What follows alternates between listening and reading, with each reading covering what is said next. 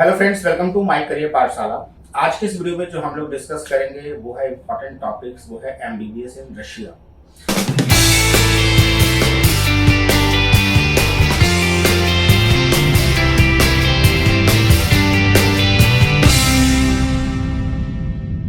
C MBBS in Russia क्यों? क्योंकि इसलिए जैसा मैंने आपको अपने पिछले वीडियो में बताया था कि जब से रूल नंबर 4B का clearance ministry of health minister की तरफ से आया है कि अब लाइसेंस टू प्रैक्टिस और रजिस्टर होना बहुत ही मैंडेटरी है, तभी आप इंडिया में नेक्स्ट एग्जाम के लिए एलिजिबल होंगे।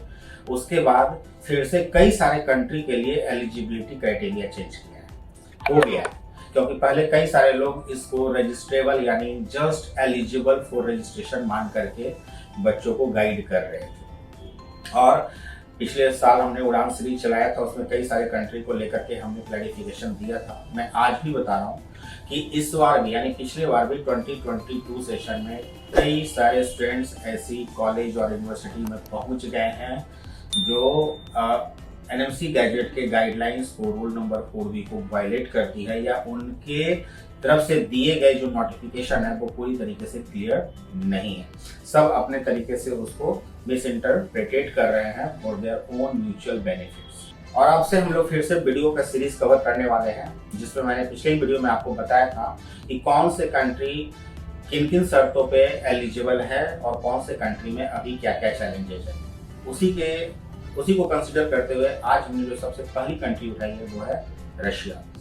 रशिया के अंदर में जो पहले बच्चे जाते थे और अब जो जाएंगे उनके लिए क्या चेंजेस है वो मैं बताना चाहता हूँ। उससे पहले मैं एक चीज आपको क्लियर कर देना चाहता हूँ। सी दो जो students were planning for MBBS either in India और अब्रॉड, दोनों जगह पे जो गवर्नमेंट है वो रिफॉर्म वाले प्रोसेस पे है। मतलब कई सारे रूल्स एंड रेगुलेशन वो चेंजेस ला रहे हैं just to encourage the quality education either the students are returning from abroad or the students studying in India। India के अंदर में भी कई सारे मेजर चेंजेस अभी लगातार क्वालिटी ऑफ एजुकेशन को ध्यान में रखते हुए किए जा रहे हैं। लास्ट ईयर भी किए गए थे, और अब्रॉड में भी क्वालिटी ऑफ एजुकेशन को देख करके ध्यान में रख करके उसके लिए रूल और फ्रेम गाइडलाइंस किए जाते हैं। कई सारी कंट्री पहले भी उस रूल्स को फुलफिल करती थी, लेकिन क्योंकि उन चीजों की डिमांड नहीं थी यहाँ पर, इसलिए उसको वहां पर कंप्लीट नहीं किया जाता था। But now the thing is change, there is certain rules guidelines और according to the norms every university and every country have to follow the same procedure. अब क्या है कि रशिया के अंदर में जो दो मेजर चैलेंज है, पहले था वो एक था बाइलिंगुअल और दूसरा था internship, and the third was licence और रजिस्ट्रेशन। जो आपके लिए ये तीन अगर इंपॉर्टेंट फैक्टर्स को देखते हैं तो जो एनएमसी के गाइडलाइंस है वो कंप्लीट हो जाते हैं।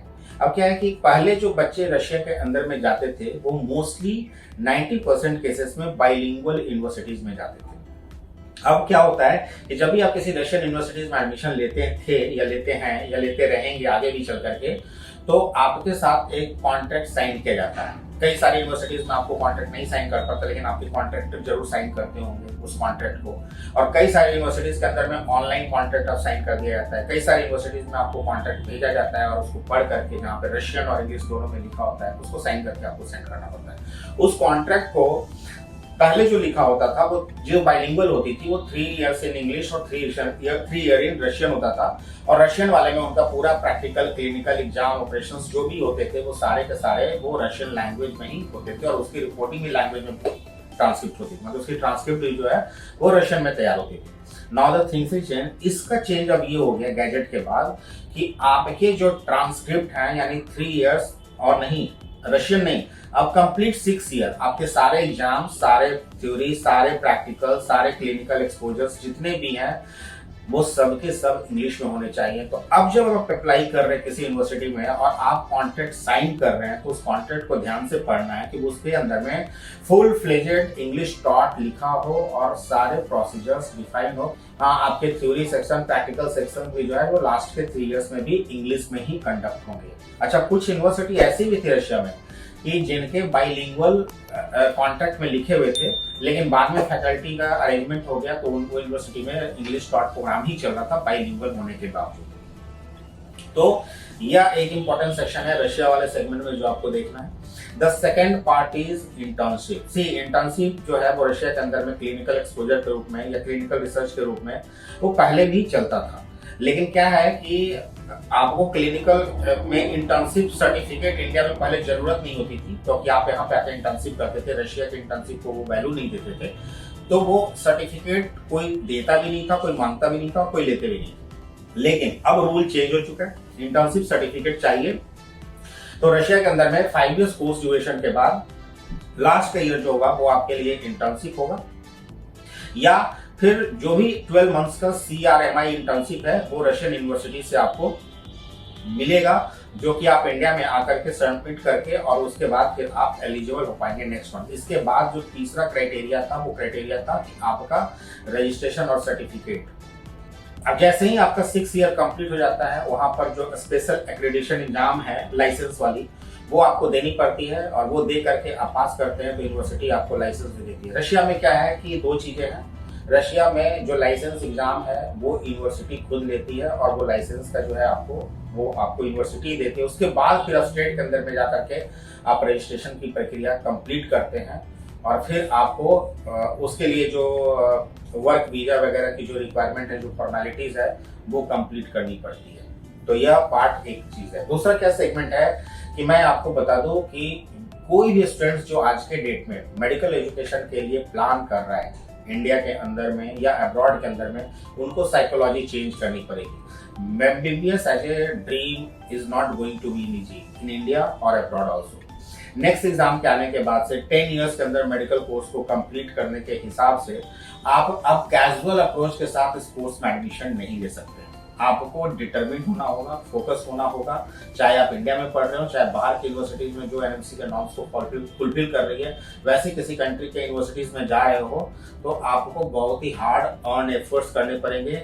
और मैं बता दूं, रशिया के अंदर में अगर आप जा रहे हैं तो किन पैरामीटर्स और फैक्टर्स को आपको सबसे ज्यादा ध्यान देना है, वो ध्यान देना है आपको रशियन लैंग्वेज को लेकर के। सी एक्चुअली क्या होता था, पहले जब बच्चे जाते थे या जो कंसल्टेंट है वो अपने अपने बेनिफिट के हिसाब से, या एजेंट है वो अपने अपने बेनिफिट के हिसाब से बच्चों को गाइड कर देते थे कि वहाँ रशियन लैंग्वेज सीखनी पड़ती है, वहाँ फलाना सीखना पड़ता है, वहाँ पे मैंड्रिन, किसी कंट्री में चाइना में मैंड्रिन सीखना पड़ता है।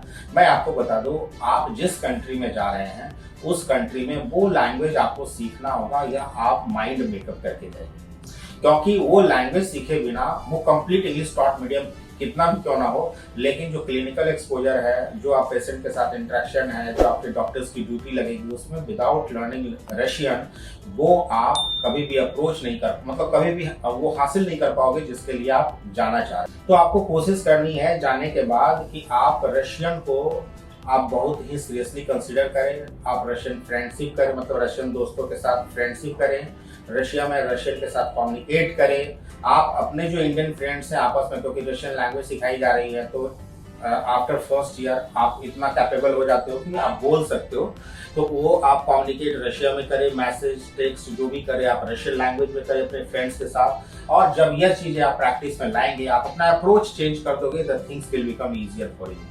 ठीक है, तो इसमें कहीं ज्यादा प्रॉब्लम नहीं है। अब एक इम्पॉर्टेंट सेक्शन है कई सारे स्टूडेंट्स का कि जो लाइसेंसिंग एग्जाम होगा वो रशियन में कंडक्ट किया जाएगा या फिर इंग्लिश में कंडक्ट किया जाएगा। सी इसका जवाब आपको खुद ढूंढना है, क्योंकि अभी के हिसाब से देखा जाए तो यह रशियन में कंडक्ट होता है। इसलिए कंडक्ट होता है क्योंकि वहां पे कोई भी फॉरेनर यानी जो इंडिया से जाता था वो रशियन एग्जाम देता नहीं था, क्योंकि पहले इसकी डिमांड नहीं थी कि आपसे लाइसेंस मांगा जाता था। तो वहां पे जो लाइसेंस का एग्जाम दे रहे होते थे वो ज्यादातर रशियन स्टूडेंट्स ही होते थे, वहां के लोकल बच्चे 99%। तो उनके लिए जब उनको पढ़ाया रशियन में गया है तो एग्जाम इंग्लिश में कंडक्ट नहीं कर सकते। लेकिन ये उम्मीद है, और ये 99% उम्मीद है कि जब वहां पर 6 ईयर का पोस्ट ड्यूरेशन जब बाइलिंगुअल इंग्लिश में कन्वर्ट हो गया, तो जो लाइसेंसिंग एग्जाम है वो भी कई सारी कंट्री की तरह उनके लोकल लैंग्वेज और इंग्लिश में भी कंडक्ट की जाएगी, यानी रशियन के अलावा वो इंग्लिश में भी कंडक्ट किया जा सकता है। तो यह 6 ईयर डाउन द लाइन की बात है।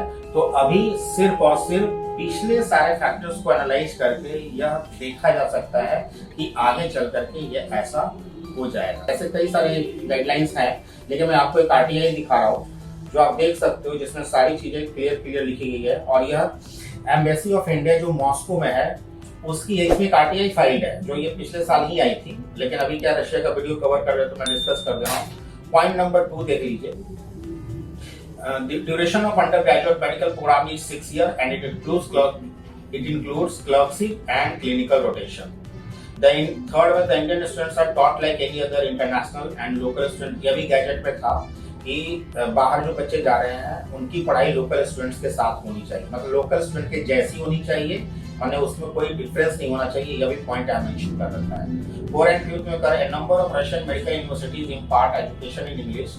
However, an Indian student needs to be proficient in Russian language to undergo practical training including interaction। यही मैं आपसे बोल रहा था कि आपको कितना भी इंग्लिश टॉट में क्यों ना कर दिया जाए, लेकिन रशियन सीखना होगा। पहले जो स्टूडेंट जाते थे उनकी साइकोलॉजी ये नहीं होती थी, इसीलिए उनके प्रैक्टिकल क्लिनिकल एक्सपोजर बहुत अच्छे नहीं होते थे और एफएमजी में पासिंग रेट अच्छा नहीं होता था।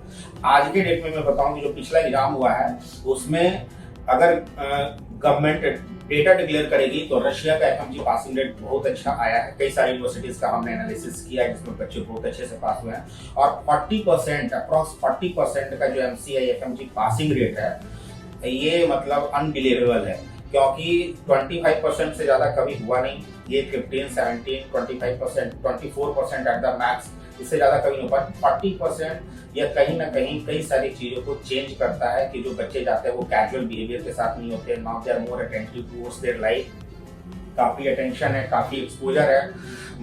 बच्चों का अप्रोच बहुत पॉजिटिव है कई सारी कंट्रीज में जाने के बाद पढ़ाई को लेकर के।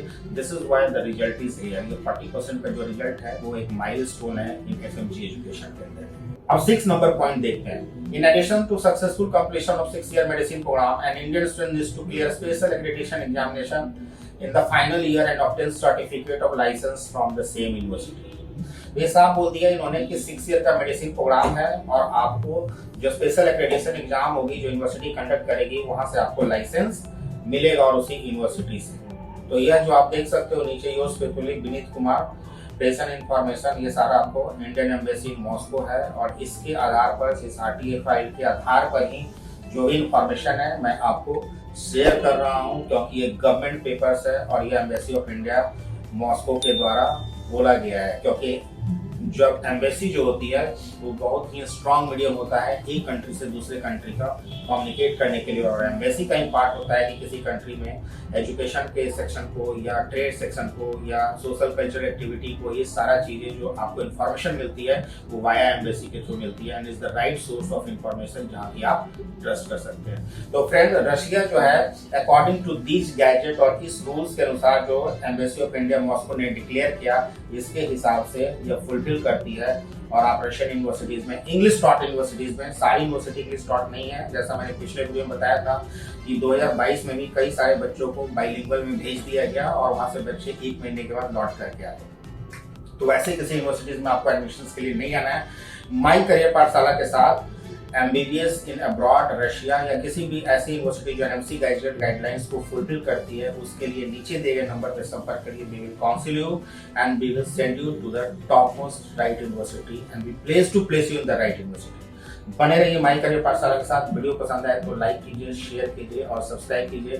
Thank you so much. Wait for next country, कौन सी कंट्री पास होती है या फिर